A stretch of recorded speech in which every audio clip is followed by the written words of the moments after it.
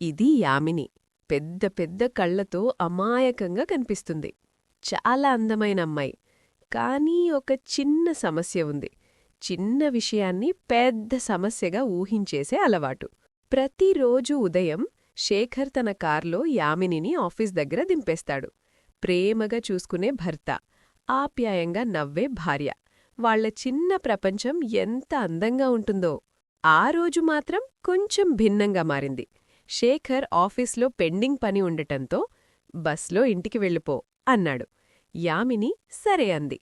కాని ఆమెకు తెలియదు అసలు డ్రామా ఇప్పుడు మొదలవుతుందిని. బస్టాప్ దగ్గర నిలబడి ఉన్న యామిని సాధారణంగా కనిపించిన ఆ సాయంత్రం కొద్దిసేపట్లో అసాధారణంగా మారబోతోంది. బస్ ఎక్కి కూర్చున్న వెంటనే ఒక్కసారిగా గుర్తొచ్చింది. అయ్యో, వాలెట్ ఆఫీస్లోనే మర్చిపోయా. అంతే, ఆమె మనసులో ఊహల తుఫాన్ మొదలైంది. టికెట్ లేకపోతే కండక్టర్ పోలీస్కి ఫోన్ చేస్తాడేమో, పోలీసులు వచ్చి అరెస్ట్ చేస్తారేమో, జైలుకు తీసుకెళ్తారేమో. ఒక్క టికెట్ కోసం జైలు శిక్ష అనుకుంటోంది యామిని. కండక్టర్ టికెట్ టికెట్ అంటూ అందరి దగ్గరికి వెళ్లాడు. యామిని దగ్గరకు వచ్చి ఏమీ అడగకుండా ముందుకు వెళ్ళిపోయాడు. ఇది ఇంకో టెన్షన్. ఇప్పటికే యామిని ఊహల్లో పోలీస్ స్టేషన్లో కూర్చుంది. న్యూస్ ఛానల్స్ బ్రేకింగ్ న్యూస్ ఇస్తున్నాయి. టికెట్ లేకుండా పట్టుబడిన మహిళ. అసలు జరిగిందేమీ లేదు. అంతా ఆమె ఊహల్లోనే. అప్పుడు పక్క సీట్లో ఉన్న అక్క ఒక మాట చెప్పింది.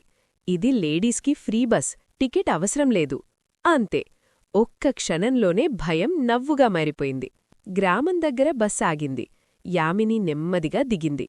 ఇప్పుడే తన ఊహలపై తనకే నవ్వొచ్చింది. రాత్రి 10 దాటాక శేఖర్ ఇంటికొచ్చాడు. ఇద్దరూ కలిసి భోజనం చేశారు. పడుకునే ముందు యామిని తన కథ మొత్తం చెప్పేసింది.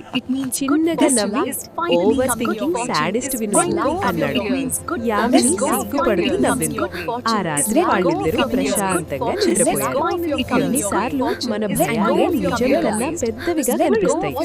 ఓవర్ థింకింగ్ మనసుకి శిక్ష. నిజం తెలుసుకుంటే భయం కూడా నవ్వుగా మారుతుంది.